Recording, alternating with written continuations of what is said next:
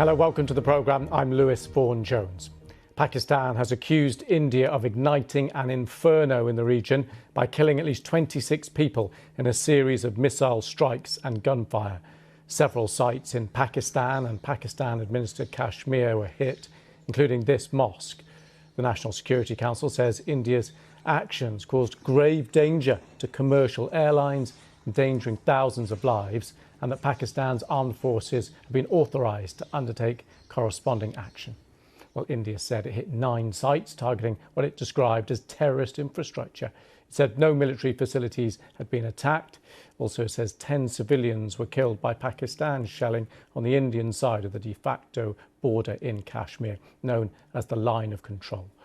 Well, tensions between the nuclear-armed neighbours have escalated since last month's attack in Indian-administered Kashmir, in which 26 civilians were killed. India accuses Pakistan of backing cross-border terrorism, a charge Islamabad strongly denies. While in Muzaffarabad, in the main city in Pakistan-administered Kashmir, troops cordoned off streets around that mosque that Islamabad said was hit by an Indian missile. BBC Urdu's Farhat Javad sent this.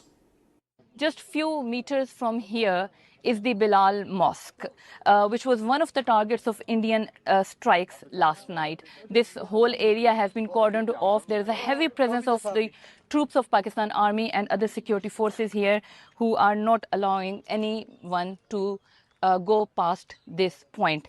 The building of the mosque has been completely damaged. We can see debris and large fragments of metal rooftops scattered everywhere. You can see one metal piece here as well. And these are the scenes that we have seen almost everywhere. Not only the building of this mosque was damaged, but some of the houses which were very close to the mosque, they are also partially damaged. Most of the residents, they had left last night. Some of them had managed to come back today to assess the damages to their properties and also lock their doors. I have spoken to some of them who say that they were fast asleep when they heard explosions and they saw huge sparks of light when the missiles struck this building.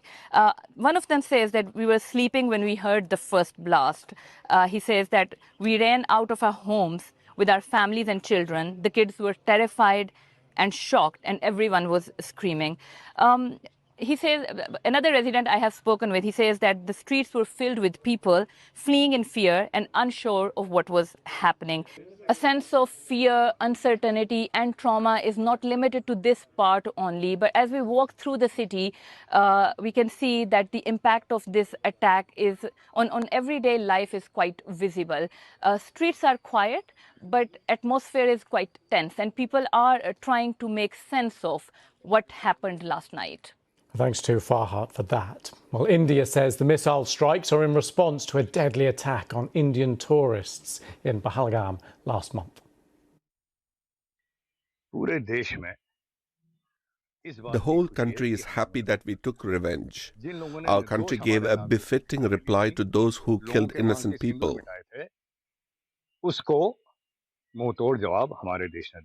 Our enemy countries should get this message. We have information from every corner, and if we have to take more such action in the future, we will do so with more strength. Well, our correspondent Samira Hussain is in Delhi. She told us more about the response from the Indian government so far. Well, we actually heard for the first time from the Indian government and officials from the Indian military. It was the first time that we'd heard anything from them in person after the overnight attacks. And they put up maps and showed details in terms of where they attacked last night in Pakistan-administered Kashmir and beyond that area. They said that the 9 targets were actually militant training camps. They were operating these training camps and even were housing weapons. And India said that those were their sole targets, that they successfully destroyed those targets, and they specifically picked those areas because there were no civilian, that there wouldn't be any civilian casualties, which India says that there weren't any civilian casualties.